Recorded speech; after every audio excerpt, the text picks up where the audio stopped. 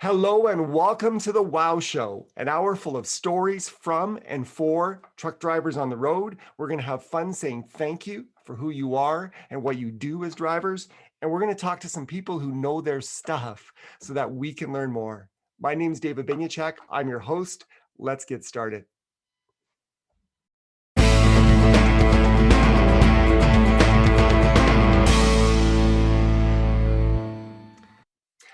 Good morning. David here with the Wow Show. Hope the sun is shining on the hood of your truck and on your soul today. Today's episode is all about the question, so what? It was a question that I heard a lot in my career at Shell, especially from a former colleague of mine and a good friend. I was going to call him an old colleague, and while he's getting older, he's not old. His name was Tim. And if you haven't figured out through the previous shows, I can get pretty excited about stuff. And so I'd go to him with ideas and thoughts. And he wouldn't dismiss them, but he'd kind of rein in the conversation by saying, so what, Dave? Like, what does this really mean for us right now, right here? That's the theme of today, and I want to apply it to the topic of, could questions be the answer? If you're a regular listener of the show, a couple of weeks back, we aired my interview with Dr. Randy Johnson about the topic of his latest book, which was entitled, Could Questions Be the Answer? And much like I got excited at Shell about the things that we could potentially do, and I'd go to Tim with some of those ideas, I get excited that questions are the answer to making our lives better, maybe getting some of our sanity in our life back. So in theory, here are some things that questions can do for you, and I believe they can do for you. Number one, they can stop you from doing unnecessary work. When you start asking questions, you can start to filter out the important from the fake news in terms of the 2,432 requests that are thrown at you every single day. I don't know about you, but I had people that there was always, metaphorically and in real life, a red flag next to their email saying that everything that they asked of me was important. And the truth is, it's not. Questions are the answer to that. They can prevent you from burning bridges with people as you find out that what you perceived and were blaming them for wasn't the truth at all. And then you go, whew, am I glad I did not say what I was going to say?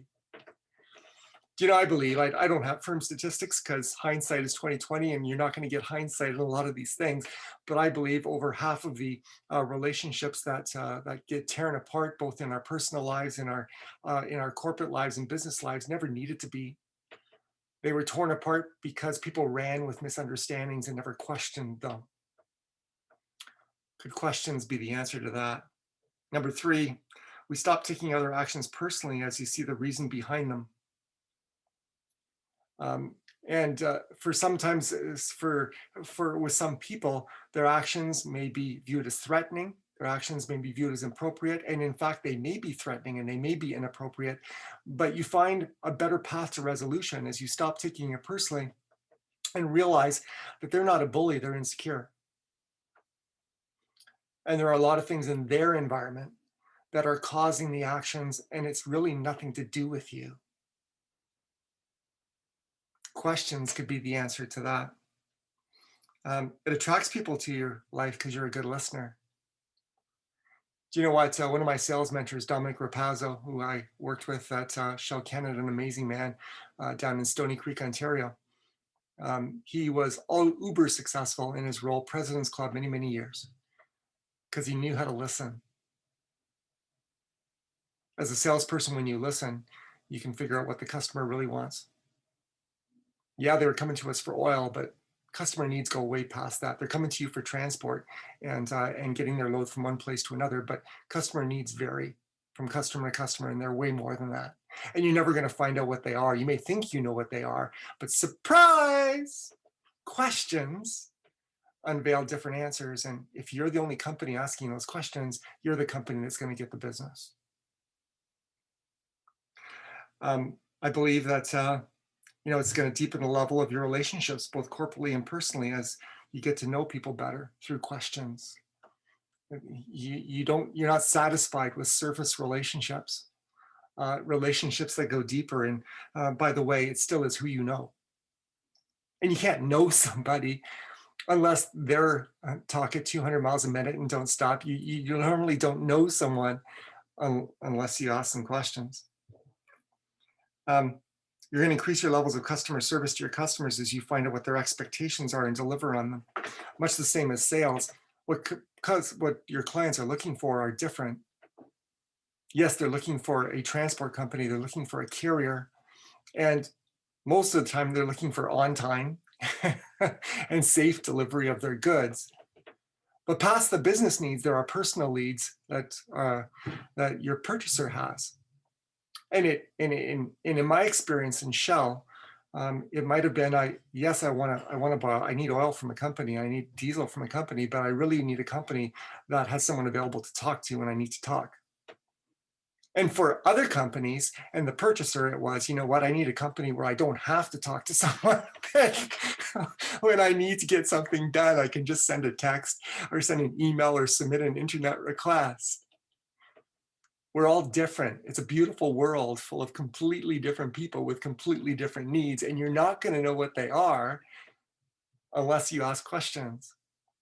I wonder on a personal level, how many people, actually, I'll pose this question to you listeners. It's a dangerous one. And you can't blame me if you actually have this conversation with your significant other or spouse, but so many people get married without asking questions that they probably should have asked before they got married. I'm getting into trouble, so I'll leave that one. I'll leave that with you. You know what? I believe you can increase the percentage of loyal, untouchable customers that you have as an owner operator, as a company, as a fleet. Because as you get to know them, you know the CVP, your CVP is their CVP. Your authenticity delivers on what they truly need, because it's so much more than just safe on-time delivery of their goods from A to B. There's way more. And because questions unleash knowledge about that way more, you're way better positioned to meet a customer's needs than others. And they're not going anywhere because they found heaven. And you know what? When I think back to Dominic and some of the accounts that we won, because he had relationship and he knew who they were and he knew what they needed. You may think that oil is a commodity and you just buy the cheapest price. And if that's your criteria, there were many pieces of business that we had no business winning that we won. That's what I wish for you as an owner operator. That's what I wish for you as a fleet transport. The days of price cutting have to stop.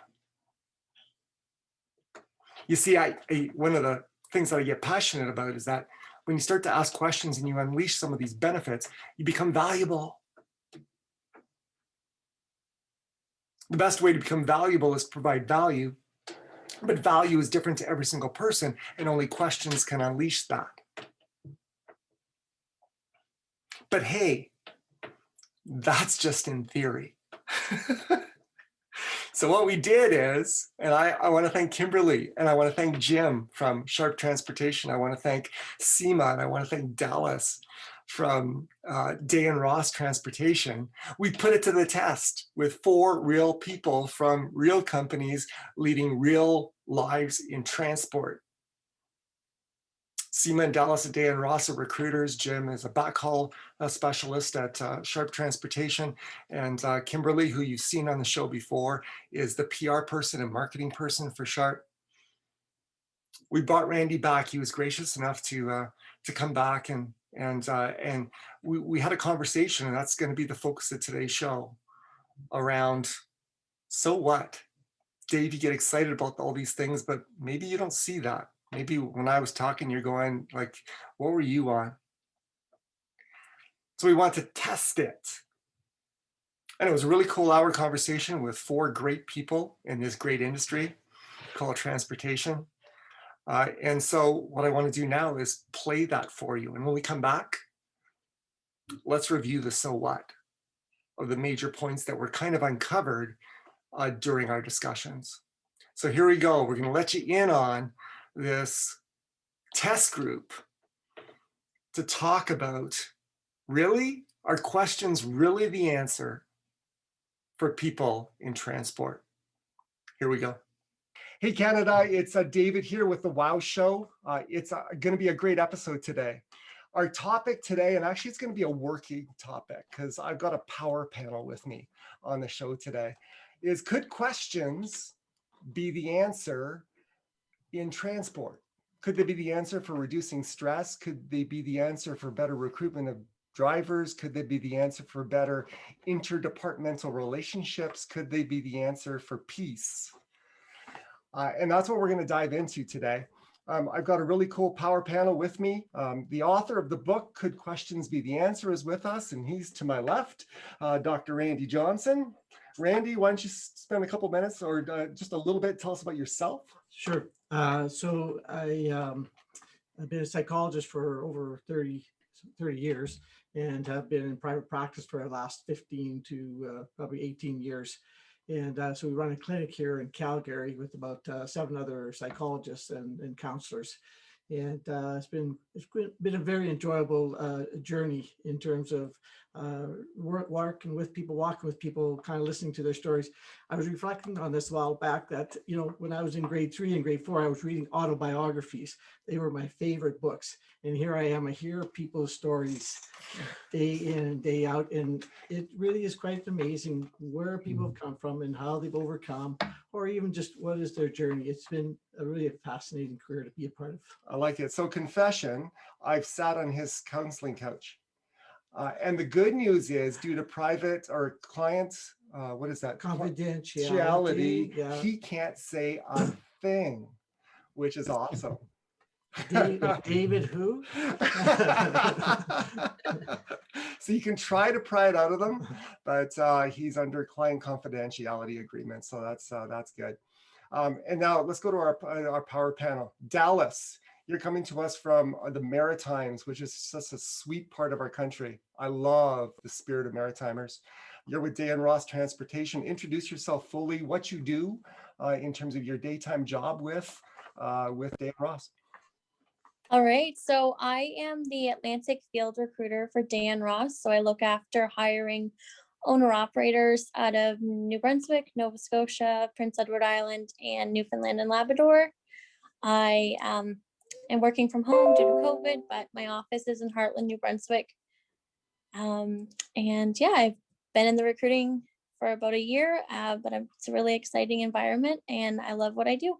That's cool. So Heartland, New Brunswick, isn't there a TV show on CBC called Heartland?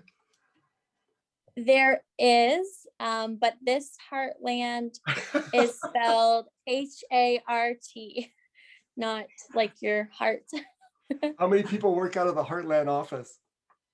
So in Heartland, we have 4 buildings. To be honest, I do not know how many people are working out of between the 4 buildings, but there's a lot of us. So it's a full campus. Yes. So the Heartland, a lot of people know Heartland because of the world's longest covered bridge. Cool. Cool. I like it. Now you've got a partner with you here today in terms of company partner, and Seema, you're also with Dan Ross. You're not in the Maritimes. You are in the capital of Ontario, which is the Big TO. So welcome. Introduce yourself. Thank you. So I've been with Dan Ross for about 2.5 years now. I am also a field recruiter / specialist. I mean, Dallas is as well. We have interchangeable right now titles, but yeah, we've been doing this for a while. I've been in recruiting for about 8 years now, okay, with various different companies. So I enjoy it. I love it. And I'm based out of the Brampton terminal, but I do recruiting for all of Ontario, sometimes go across into Quebec as well. I love it. So my favorite memories of Brampton all involve food. Because when it comes to Indian food in Calgary, most restaurants used to just serve the traditional butter chicken, tandoori chicken, all the sort of northern recipes. And I love like dosa and idli and all the southern sort of vegetarian recipes. And I love the other stuff as well. And I couldn't get it in Calgary. Now I can. So when I went to Brampton, it was just like feast time. And there are so many good restaurants there. Kudos to Dan Ross. Most people don't know this, but for many years, you were the carrier of my calendar as it left Premier Printing in Winnipeg and went to various destinations. So you got Canada's Big Rig calendar out to folks, and you got it there safely on time. And so I thank you for that. It's really cool. Awesome, amazing. Yeah. Let's go with Kimberly. Kimberly, Sharp Transportation. That's right. Yeah, welcome. So thank you very much. Thanks for having us, and thank you for considering Sharp. I do corporate relations for the company along with web development and content development. One thing that I wanted to make a mention of, I thought it was interesting that Dr. Randy mentioned about his interest in autobiographies. I actually, growing up, had a very similar interest, and one of the things that stood out to me the most was the learning that you got from it. So a particular book was Welcome Silence by now MD Carol North. I don't know if you've heard of it, but it was a woman that from the time of her childhood, she went through an extreme trauma. And throughout that trauma, she developed schizophrenia. And with that schizophrenia, throughout the time, pre and post, she had kept a journal.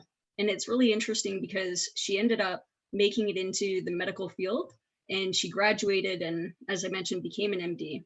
Wow. And she went through a treatment. I'm not sure exactly how effective it is to date, but back then it was a kidney dialysis treatment that actually cured her schizophrenia.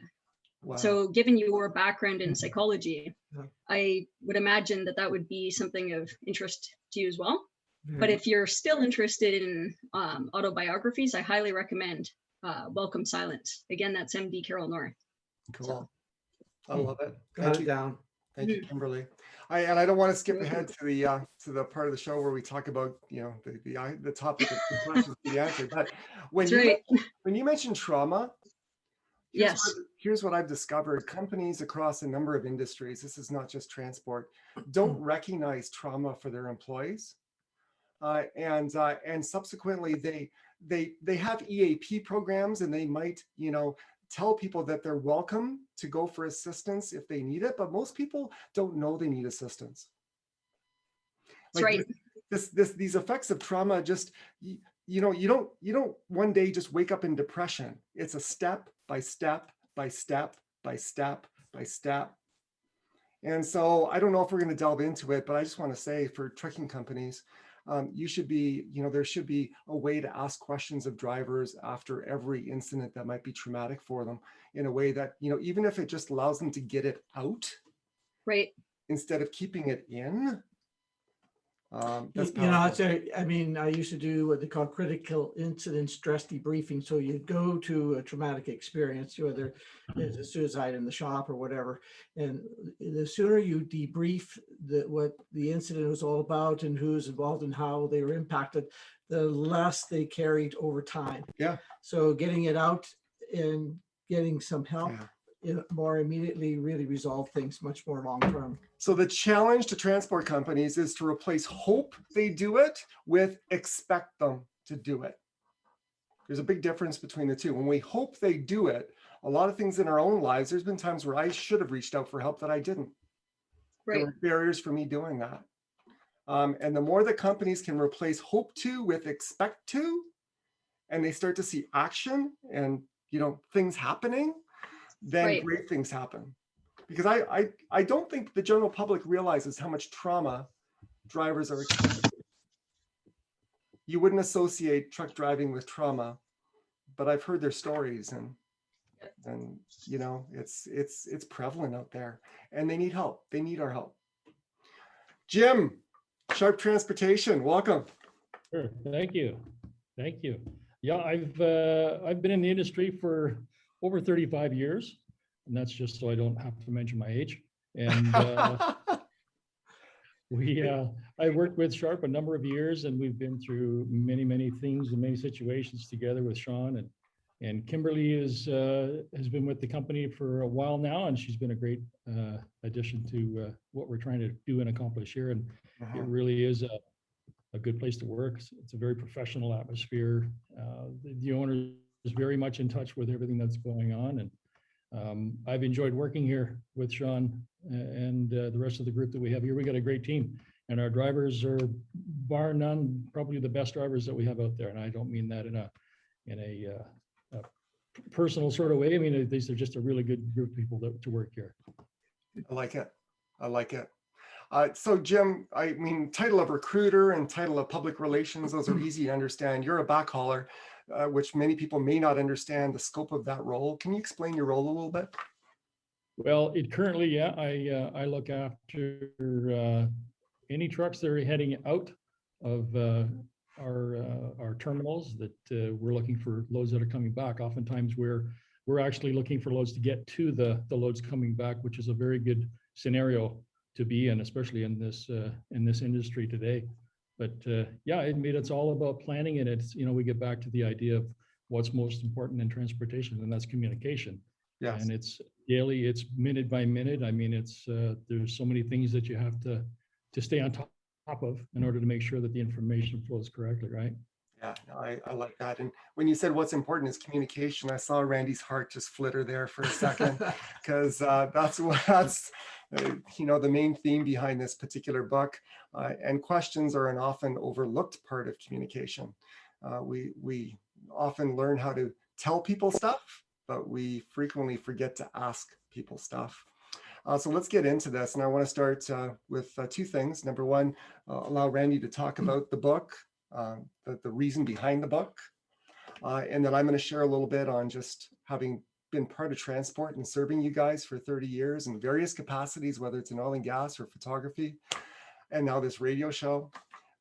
My perspective on what could be some solutions. And then we're going to dive into asking a whole bunch of questions as a group, exploring where can this work for your roles and for people in the transport sector, so that we just make each other better.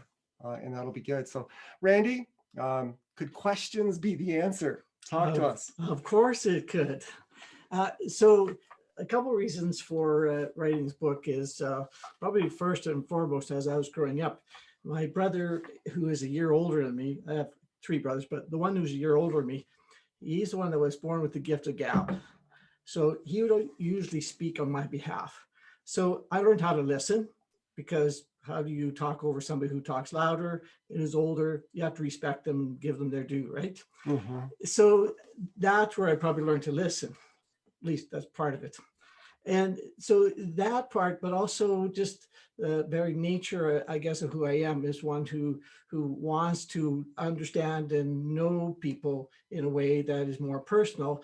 I probably used questions probably more than I probably thought I did when I was growing up. Yeah. So it's one of those things that kind of evolves because you don't necessarily have the gift of gab, so you need to engage. So you have to learn how to ask questions to engage people, so Yeah. that you don't look like like you stand out like a sore thumb, like in the middle of a crowd, Yes. The other thing was that in our training as part of your becoming a therapist is you have to learn how to communicate in a certain way that shows that you care, and so on and so forth. That method can sometimes be a bit cumbersome, because the person might say, so I'm having a bad day today. And you'd say, oh, so you're having a bad day today. Sometimes they say, well, that's just what I said. Why are you repeating after me? But we were taught to parrot so that they would know that we actually heard what they said. Yep. That gets old after a while. So in working with couples, I really thought, well, we got to really try to simplify this. So this whole idea of just asking questions became something that was really like very simple, because that's what I grew up doing. So why wouldn't it work here? Yeah. So then as I started using it to teach couples to ask questions, they started to feel less tension in their conflicts, because asking questions, it beats trying to tell or give somebody a piece of your mind. Yeah. That usually creates tension, of course. So when they found that in this experience of asking questions actually got them further in their conflict and the conversations, they realized that, oh, we just need to improve how we do this. So the book then became something for me as a resource that I could help somebody beyond the therapy session, where they can go back to different parts of it, pick out what they needed to at least have some clarity on. And this now resource book is something that becomes something that is useful over time. And in the short time that it's been out, some of the comments I've gotten back is, you know what, they point to different parts. This part was helpful, that part was helpful. And it kind of confirmed what I hoped people would experience with the book, which is it to be a resource. So That is cool. And so I get to be Oprah at this point, and tell you that Randy doesn't know it, but the book comes out in Kindle version as well. And so you're getting a copy, and you're getting a copy, and you're getting a copy, and you're getting a copy of this particular book. Thank you for being part of this show. thank you. What you said, Randy, is you want to know somebody. You know, there's that phrase,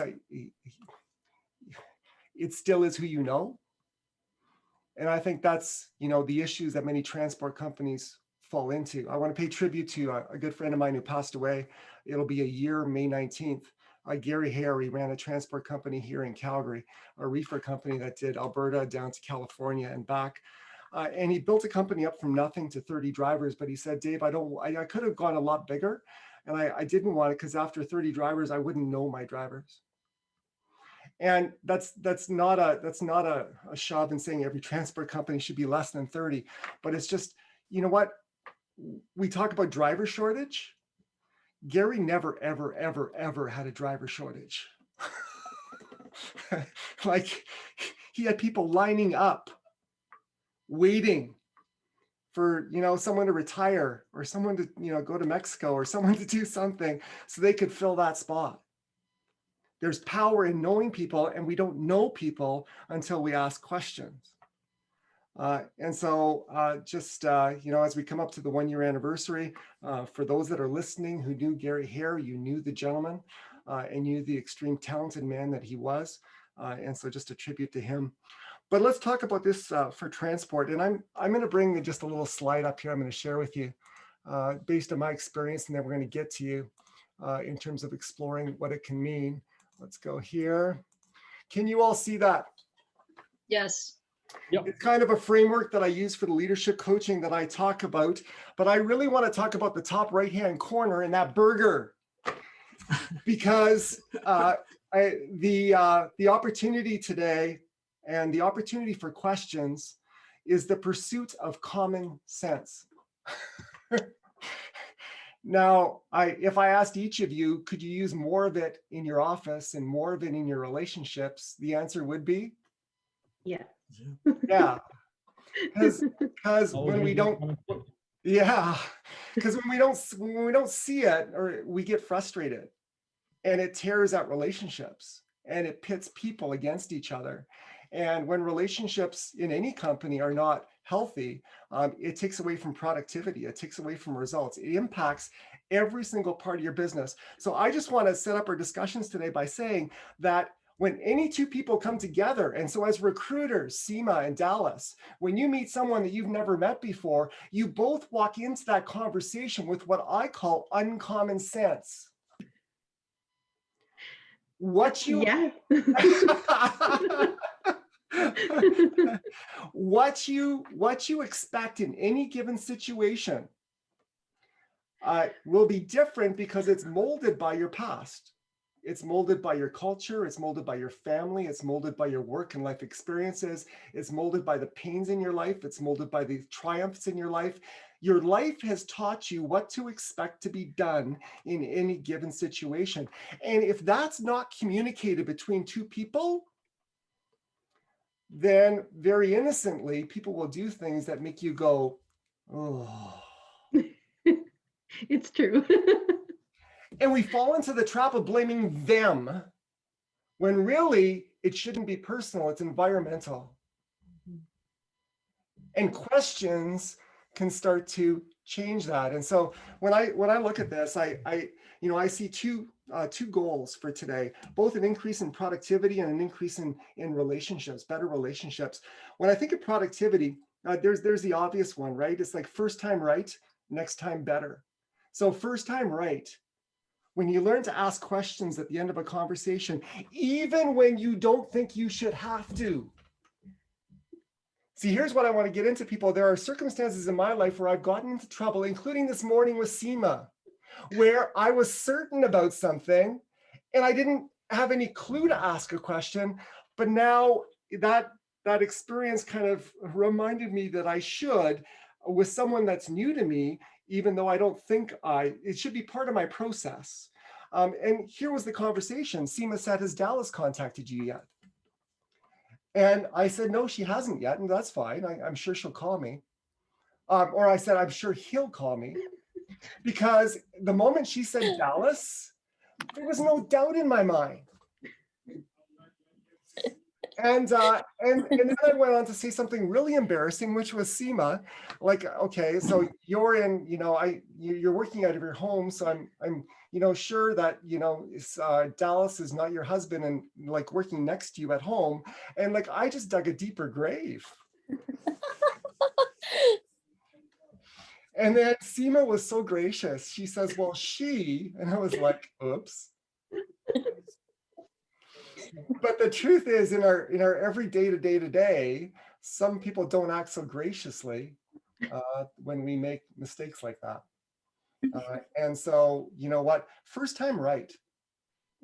Let me ask you this question, gang, and we'll just go around the power panel here. What percentage of your day is spent fighting fires, urgencies? Half? 75%? 20%? I'm just calm as a cucumber. I have none. Kimberly, what would you say? Now, are you talking about in a working day or a regular day? Let's go working day. Okay, a working day. You know what? On a working day, I would have to say that it's fairly low on my end, percentage-wise. I mean, we work as a well-oiled team at Sharp, and there's no one individual that's responsible for that fire. And I would say that teamwork collectively, we really reduce that need. I don't know if Jim would echo that or not. Jim? Absolutely, yeah.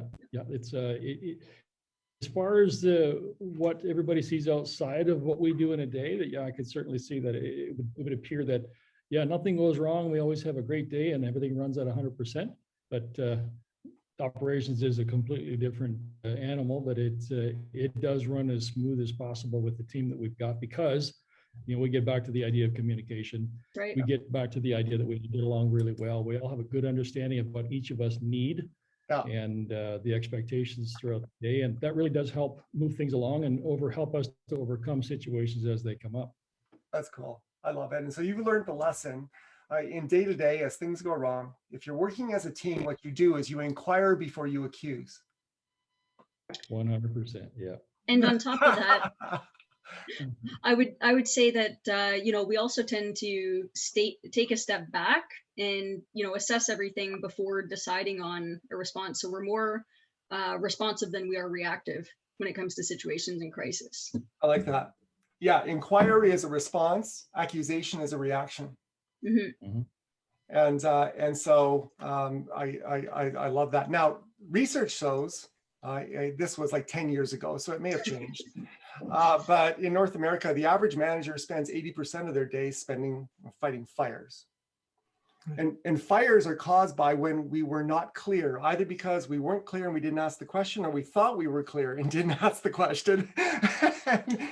And we left the conversation and did completely wrong things. It's interesting. I have a fellow psychologist who's involved with a corporation that are trying to transform their environment. And what he's doing is he follows or shadows some of the managers to try and help them engage in a more communicative type of way, asking more questions of the people that work below them in order to improve the relationship, but also the efficiency of the corporation. Yeah. And they're spending like tons of money doing this transformation. It wasn't sown or grown into the organization as it was growing. Yeah. So now they have to kind of do this rebuild in order to improve all those relationships. And it's worth it because urgency pulls you away from having to respond to the consequences of not having asked questions, pulls you away from your priorities. All of a sudden, the day is not yours, it's everybody else's.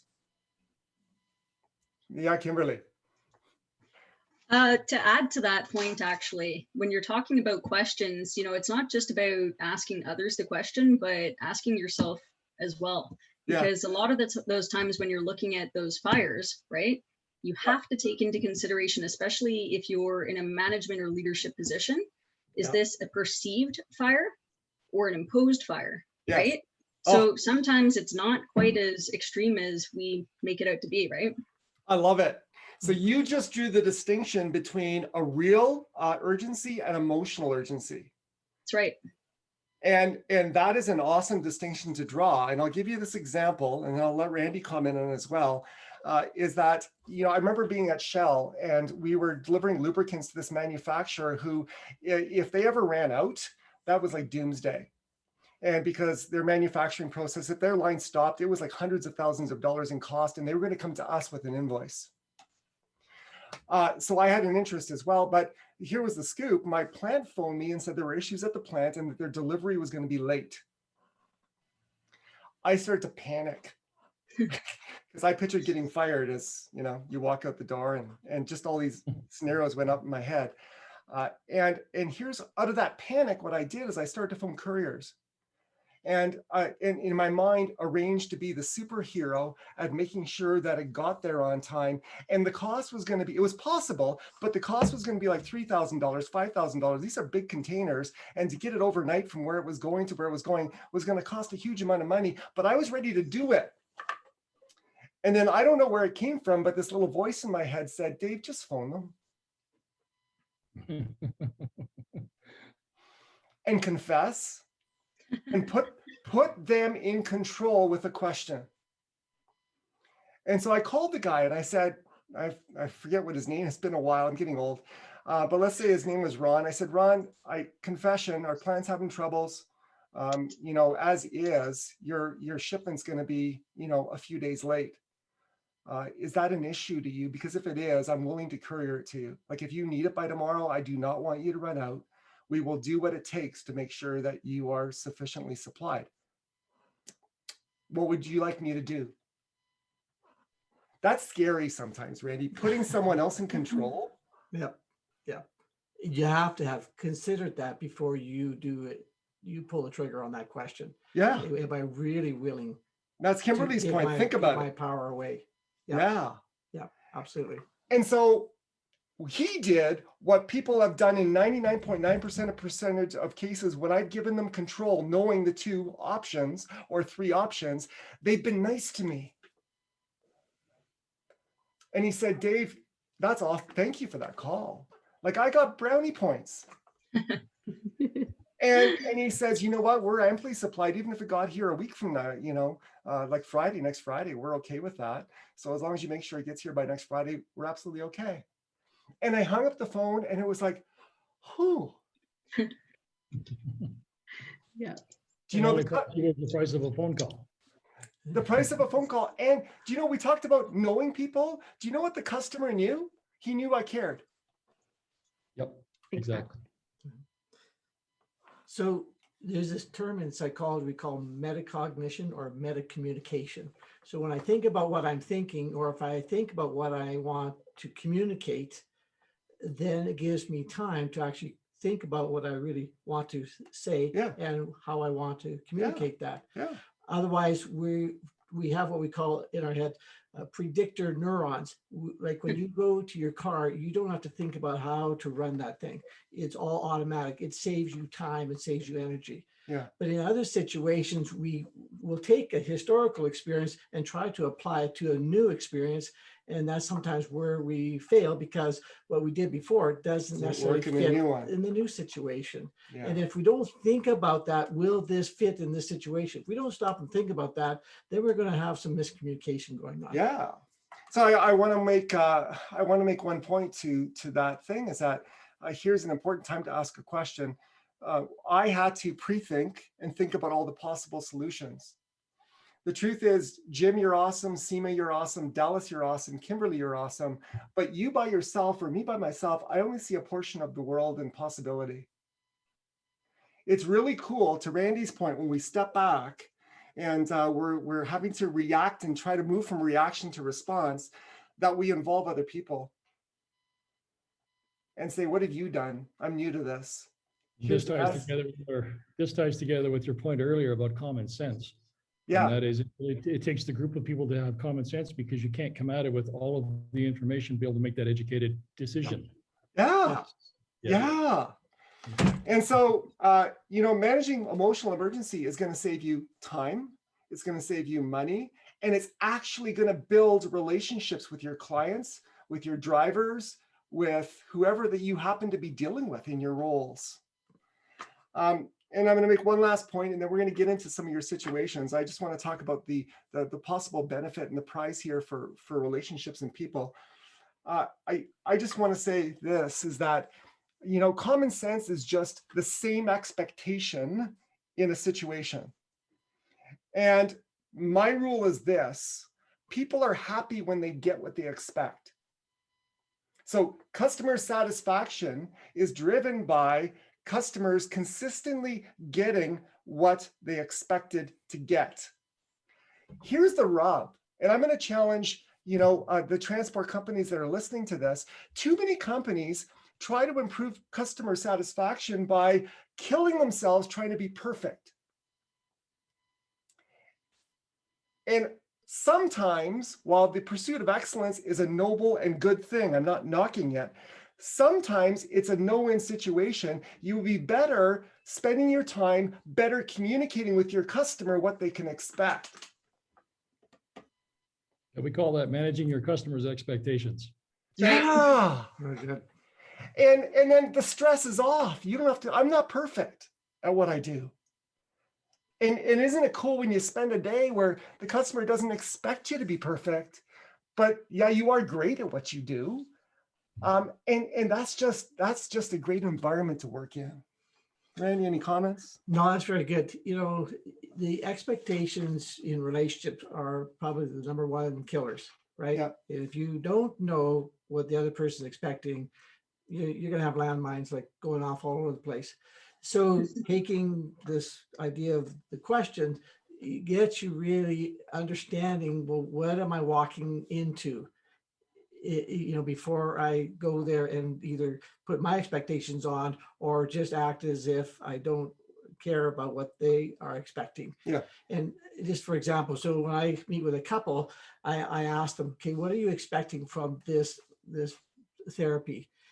And sometimes it takes a whole hour to get somewhere where there's some common ground so that we can at least start moving forward. But if I don't have that, then I'm going to be fighting fires for the next few hours. And Yeah. that's just going to be just a waste of time and energy, and maybe even just more frustrating for those individuals Yeah. in this setting. So Because you're trying to hit a moving target. yeah, exactly. I went skeet shooting with my brother-in-law's a farmer out, or he's a welder out on the farm in central Alberta. And he gave me a rifle and my shoulders kind of recovered. But yeah, trying to hit those skeets that are flying, it's like, yeah, not all that easy. We do a lot of that here in Atlantic Canada. Do you? Yeah. Are you good at it, Dallas? I wouldn't say I'm a pro, but I'm okay. You would beat me because I got like 1 out of 25. So, and when I hit the one, it was like doing the dance and it was all. Yeah. It's like all of the pain from shooting it is gone once you actually hit it. You're like, and it's an awesome metaphor because because we're in complete control by the questions that we ask. Are we going to chase a stationary target that's easy to get at, or are we going to create an environment where we're always chasing a moving target? And sometimes the lie is we tell ourselves is that we don't control that, but I think we control it more than we think. And the answer starts with questions with the people that we're dealing with. And so, that's my burger on, and I'll make one, I lied. I'm going to make one last point. When you achieve common sense in a relationship, here's the next level of power for questions. Companies don't recognize that good isn't best. And so when they achieve good and everyone's happy, i.e. that emotional contentment, like emotional urgency, they stop asking questions about, could we be better? And so I encourage a lot of companies to say, if you've achieved good, that is a great foundation because people are happy to delve in and say, you know what, that uncommon sense that each one of you have. I mean, Seema, your past experiences give you a unique view on every situation. It would be really cool if a manager came to you and said, you know what, we've got this running smoothly. Now tell me, what do you see? And I have to admit, Dan Ross is actually like that, and I can't even take that away from them. It's like our team, there's so much experience and so much knowledge that everybody brings to the team that our managers actually do come to us and say, hey, so we're here now. Now, how do we make this better? And I'm proud to say that it's fantastic. Yeah. Because it pushes us to just keep getting better. Yeah, I love that. And so if someone's listening and they have not done that, as many companies don't, I think it's uncommon in the industry.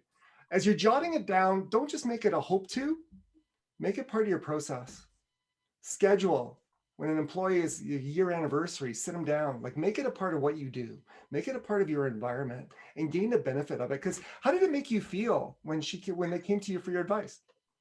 Actually, I was over the moon, and it was because I never had that before. I honestly didn't have that through the last, I guess, 6 years before I went to Dan Ross. I never had somebody actually approach me and say, hey, you have that experience. Let's see what you have to say. And it gave me that sense of, I might actually be somewhat good at what I do, and somebody's actually valuing an opinion. So it did make me feel very good. I love it. So let's dive in. And Seema, you've been chatting, so let's start with you. I mean, as we talked before the show, you talked about your role as a recruiter, and just one of the greatest, and you're not uncommon, but one of the greatest things is you can be in a hurry to get someone signed up, but they may not be in a hurry to actually finish the process. Correct. Can you talk about that a little bit? And then, welcome to the real world. Every recruiter probably experiences that. And no doubt they probably do. There's always, roles to fill, and especially with Dan Ross growing the way they are, where we're on this huge urge to, get more people on board, get the right people on board. And when you finally find those right candidates, especially like the right owner operators, if they're not urgent to come on board, it makes it tough on our end. We're trying to meet guidelines and timelines and timeframes, but at the same time, we're trying to make sure that the owner operator coming on board also has a fair chance to analyze the whole situation and make sure this is what they want. When they're on board and everything's good to go and they still don't give us paperwork, it takes a bit, we get a little bit anxious, and it gets out of hand. So here's a question, and I'm sure Randy will have one too, is looking back at your experiences of those who respond quickly and those who don't. Yeah.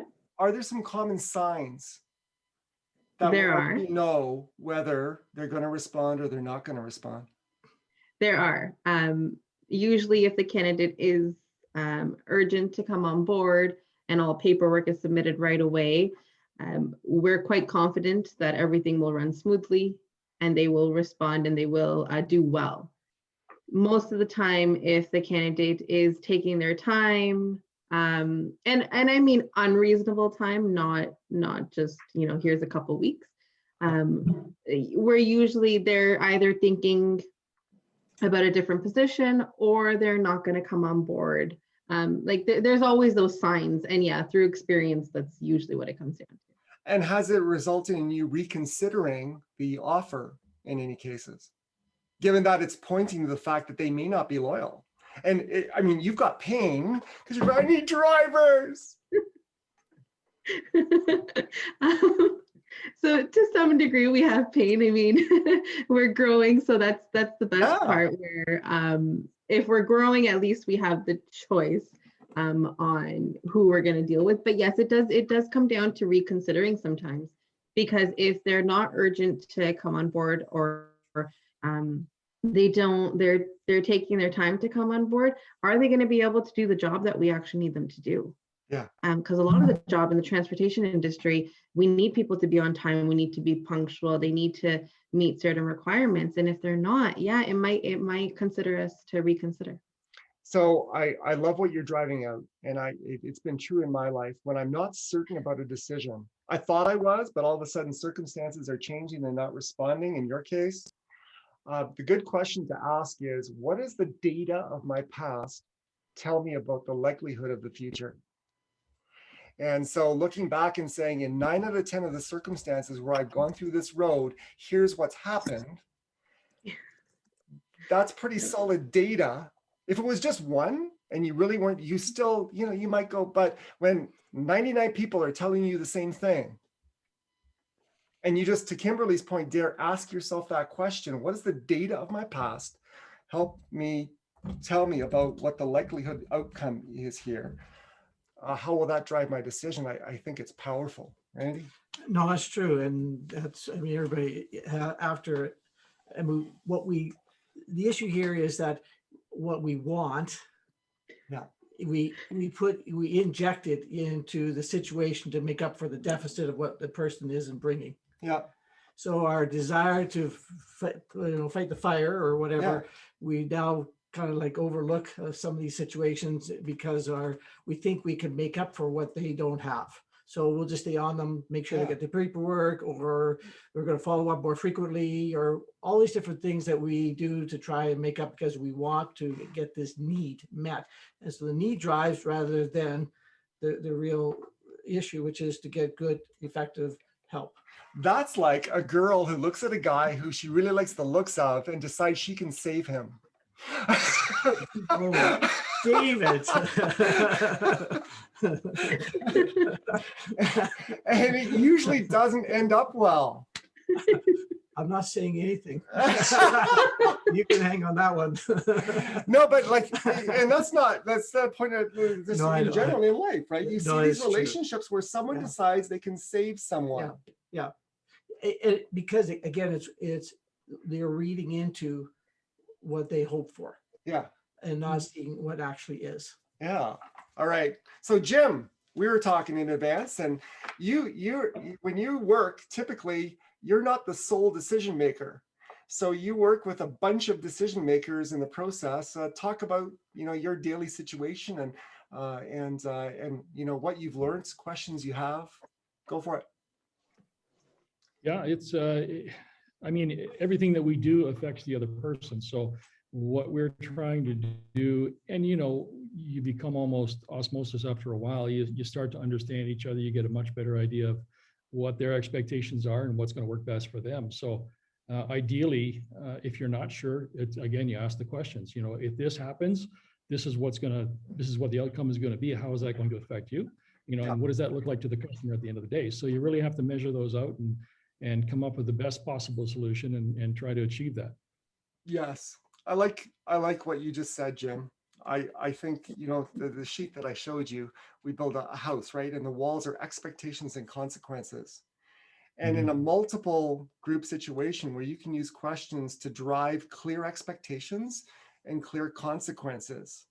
So lots of times I imagine, Jim, you're not in control, but somebody, on their end has something happen that makes your end of the bargain not possible. Oh yeah.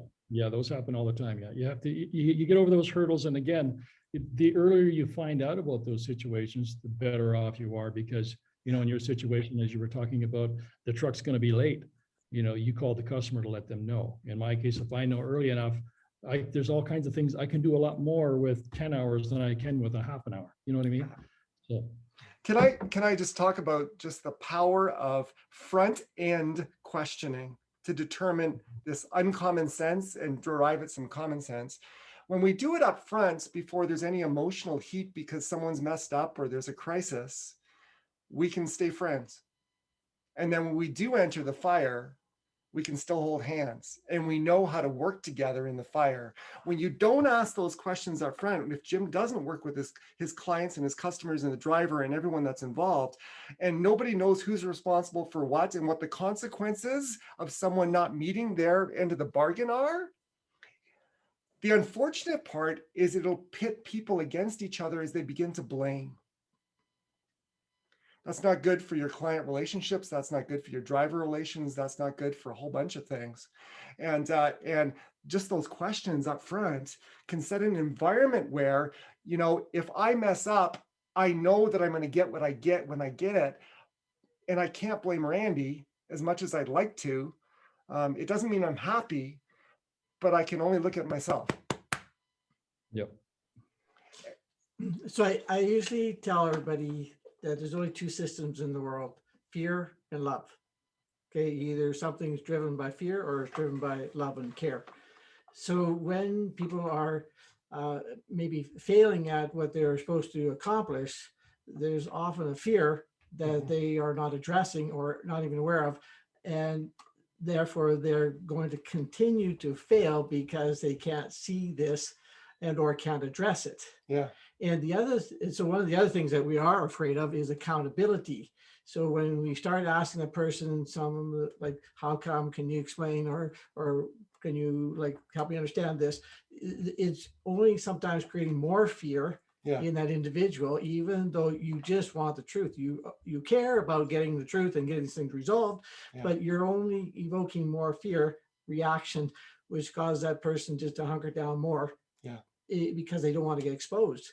So some way, somehow, over time, you have to kind of get at that in a way that helps them to have more confidence that, yes, they will fail, but how they are perceived or how they are accepted, in spite of their failures, is different than what they might feel in the moment. Yeah, I like it.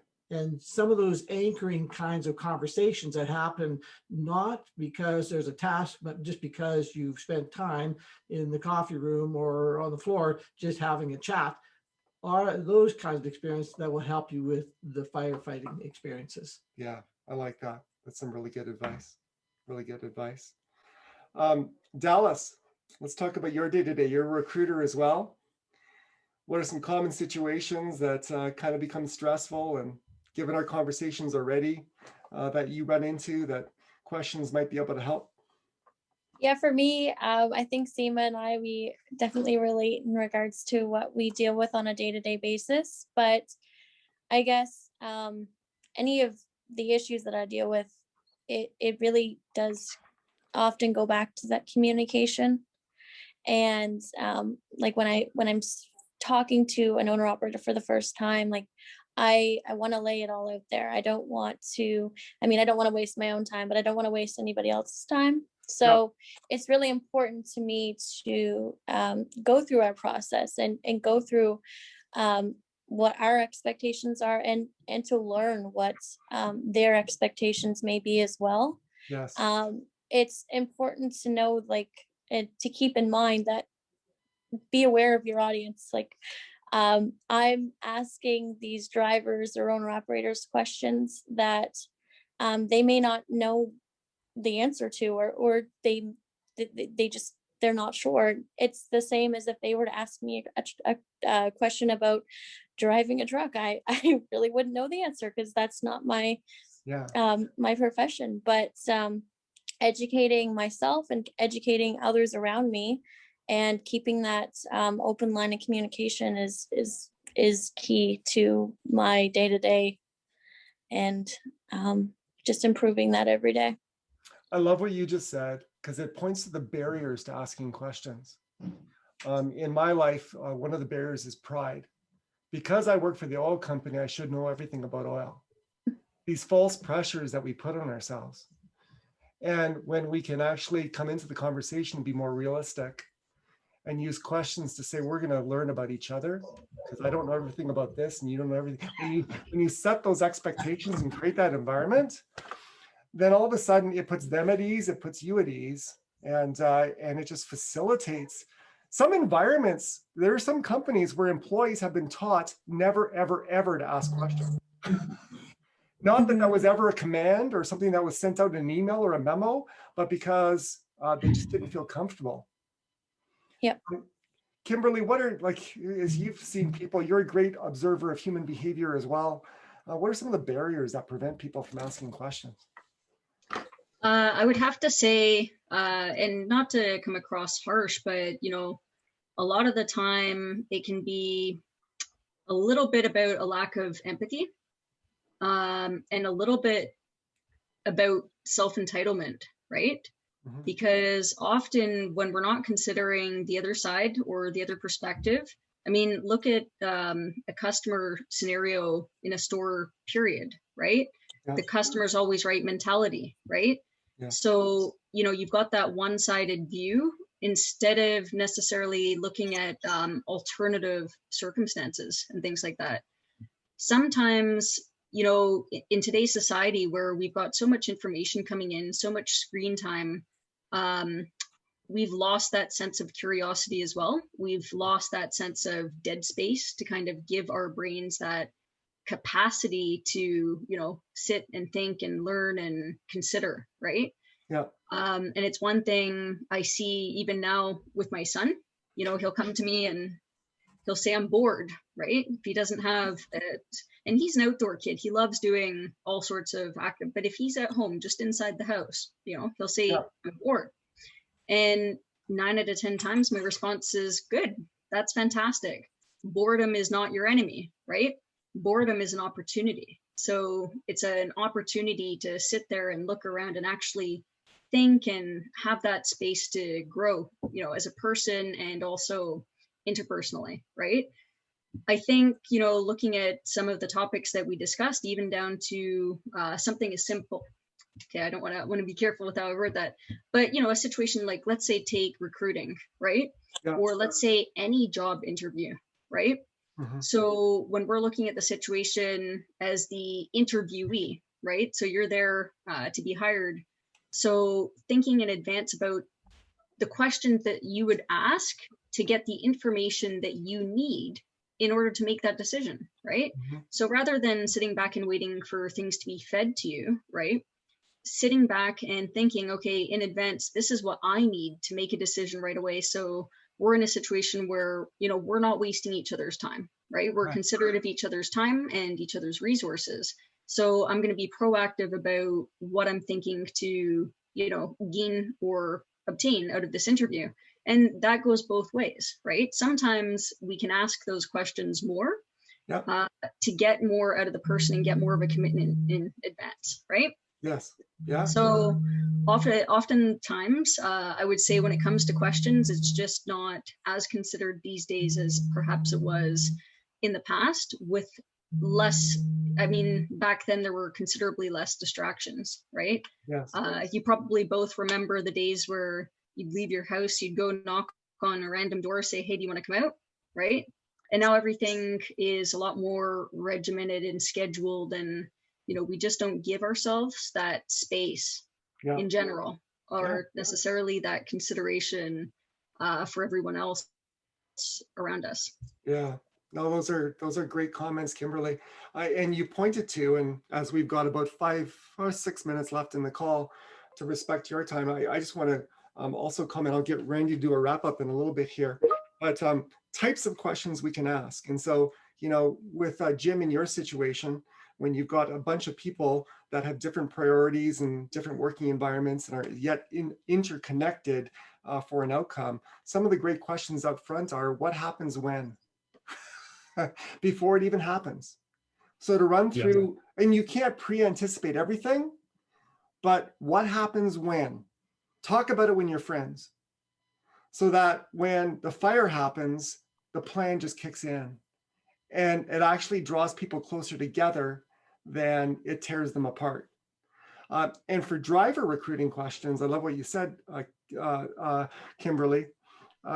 You know, the number one reason company drivers, and I shouldn't say that, this is an industry stat, but the number one reason people leave a company is they don't get along with the values of the company that they come into. Has nothing to do with pay, has nothing to do with, it's, do I connect with the people I'm working with? Right. And so as a recruiter, you're asking a lot of questions and their resume look awesome. And you've got this pressure, like, I need drivers. But some of the best ways of determining someone's values is not asking them what they are, but it's called behavioral questioning. And it just says, tell me about a time when you encountered this. What was your role? What did you do? And what were the results? And as they tell you a story about their past, their values will come out. So I remember one time it was like, you know, I worked in a department whose value system was brutal honesty. Like people would swear at each other in love. If you walked in, you thought they hated each other, but they loved each other. They were just a high performing, tight knit team that were on each other's butts and accountability. And so, you know, the question was, tell me about a time when someone wasn't truthful with you, or you were in a meeting and they said something you knew wasn't true. What did you do? And, you know, they're a very nice person, but they said something like, you know what, I've been taught to respect people. And so I just held back for a little bit. And I waited for an appropriate time later down the road. That may be the right answer for company ABC, but they get killed in my environment. Because people would immediately begin to mistrust them because they didn't say what they thought. None of our environments are perfect, but your environments are what they are. And questions to drivers, are they a fit for your authenticity? Getting them to tell you stories and drawing those things out can be powerful. Randy, this has been awesome, you guys. Great people, great topic. Randy, any final thoughts? No, I think the whole idea is that and that's a bit of a repeat, but you know, when we're accountable for how we think and how we engage others, we're also, and we do that with others, we're creating a culture. Yeah. Okay. So when you have more accountability, you get better performance overall, because we're not just letting people just stay in a status quo position. We're actually helping them to like develop more. Yeah. So you develop, they develop, and everybody kind of wins in the end with that. Yeah. But accountability can be a kind of a frightening thing Yeah. to experience, depending on how you approach it. Yeah. But if they know that, and what I talk about too is I talk about when you're going to engage in a conversation, sometimes you have to frame it first. You know, I'd like to talk to you about whether you're interested in buying this vehicle or not. And so it's not like if I said to you, I want to talk to you. Now you've got all these kinds of things going off in your head. What do you want? What's he upset? Is he upset at me? What did I do? What did I do? You know, but if you have an idea what you're going to engage, then that really sets the stage for there to be a healthier conversation. And then it's the interchange and the accountability exchange and all that kind of stuff that then now flows from that. But it's setting that platform when you're relating to people to make sure it's not triggering. Yeah.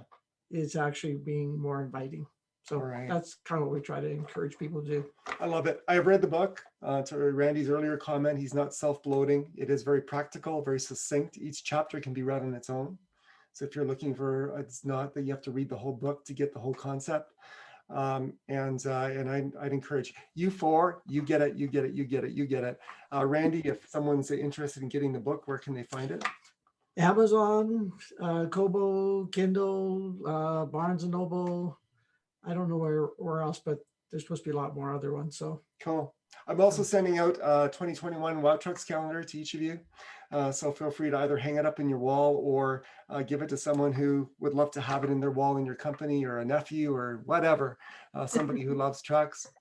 Seema, Dallas, Kimberly, Jim, you're awesome. Thank you for being part of this today. Your time. Thanks for having Thank us. you very much. Have a Thank great you. day. You You too too. as well. Thank you. So I hope you enjoyed that. I enjoyed that conversation with Kimberly, Jim, Seema, and Dallas. And in a few minutes, I want to come back and just kind of recap my thoughts on the answer to Tim's oft asked question to me, so what? But in the meantime, we've got this amazing partner that supports our show, Lusco Distributors. And in true to the theme of questions could be the answers, I think it's kind of cool every once in a while when I'm reminded or I'm told about a product that I didn't know or I had no clue I could even ask for. And that solves a need of mine. And I know that truckers love their stuff for their trucks, whether it's practical or whether it's shiny. And so we've created some segments with this partner to help get them to know you and for that you to know them around what are some things that truckers shouldn't do without. So on today's episode of You Gotta Have This, from Lesco. Daryl at Lesco helps introduce us to a product called New Balance bushings that can save us a lot of time, money, and heartache.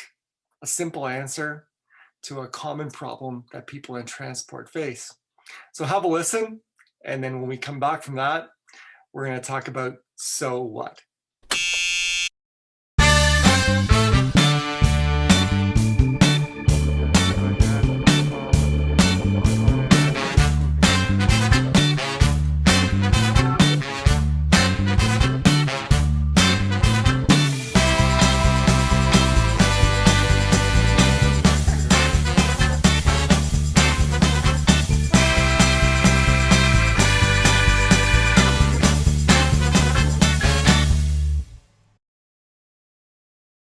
All right, Daryl, you and I both know that truckers love cool stuff for their trucks.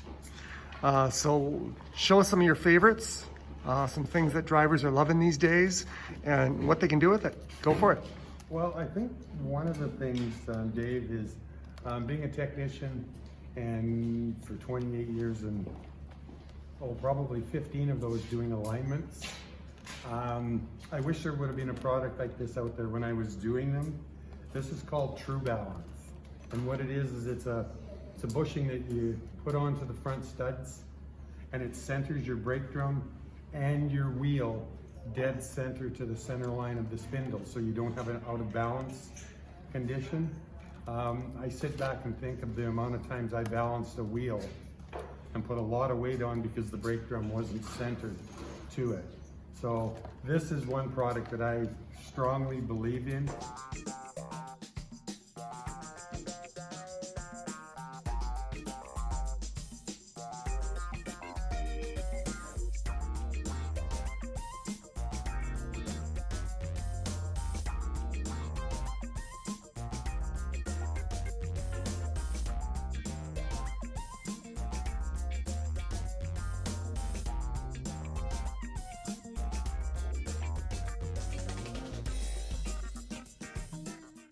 All right. So what?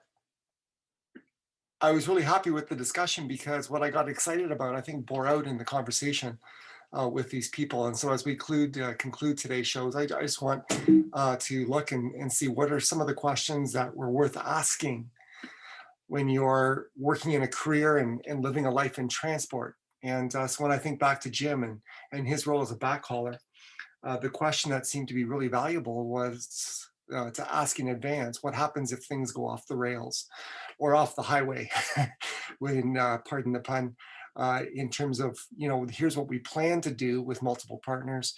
When you ask that question early on, the earlier you ask questions, the more powerful they become.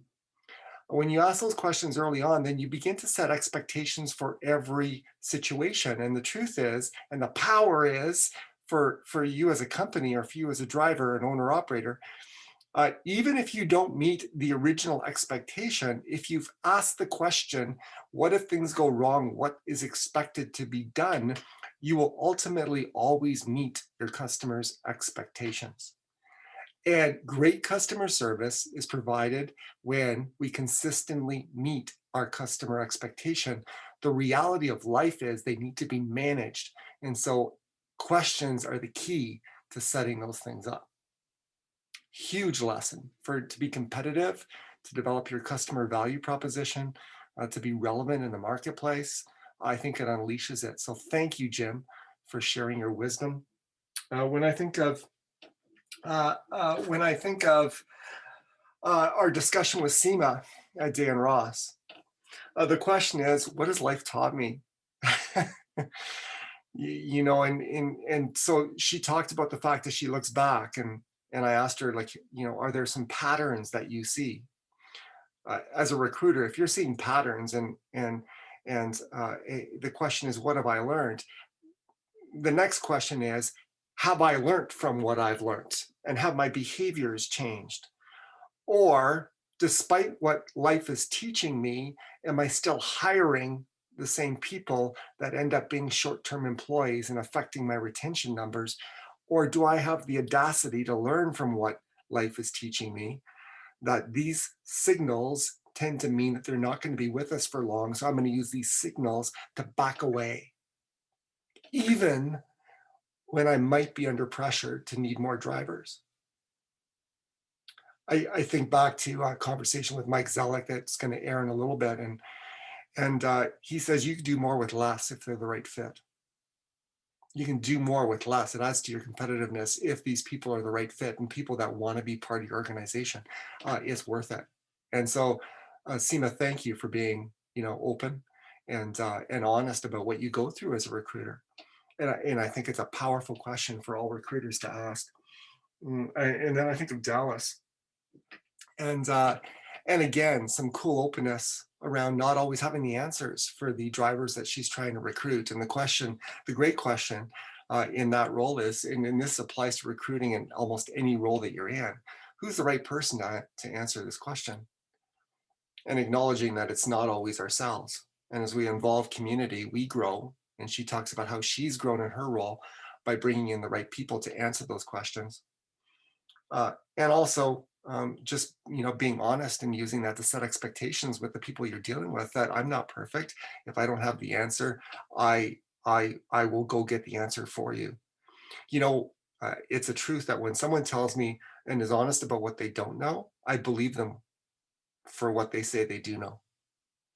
It's just a powerful thing. If someone's honest with me about what they don't know and they show a caring to go get the answer for me, I believe them in the things that they say they don't know. And so thank you. And then there's Kimberly, amazing individual. And one of the questions that we unearthed in that discussion is, don't be satisfied with good. How can this be better? If our life and improvement and getting better is always driven by pain, i.e. the only time that we look at our processes is driven because we have to, because we're experiencing pain, feedback from customers, or we're losing customers, or we're losing competitiveness, that's just not a great way to live life.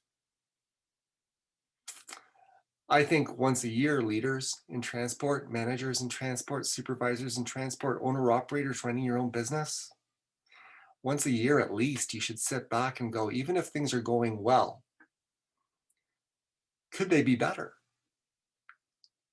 And here's the scoop. If I ask myself that question, I realize that in and of myself, I don't have that answer because I'm limited to what I currently see and what I currently do. To answer that question requires me to go out and expose myself to different ideas and different thoughts and seek out different perspectives. But it's powerful to do that because not only do you get new possibilities that can grow your business and grow how you do things and make you more efficient and give you better work-life balance and wherever you want to take that, but it also grows your community. And as I've said almost on every show, so I'm going to say it on this one as well, your personal potential is less reliant on your personal striving and is more powered by the community that you surround yourself with. Personal achievement is best achieved in community. And if the question, what can I do better, even if I think that it's going well, spurs you to enlarge your community in a meaningful way, I am pumped for you. I am pumped for you. So ladies and gentlemen and knights of the road, thank you for who you are. Thank you for what you do. I hope your travels are awesome this week. What did you learn from today? What are you going to do about it? Because you deserve it. Have yourself a great week. Until next week on The Wow Show, David out. God bless.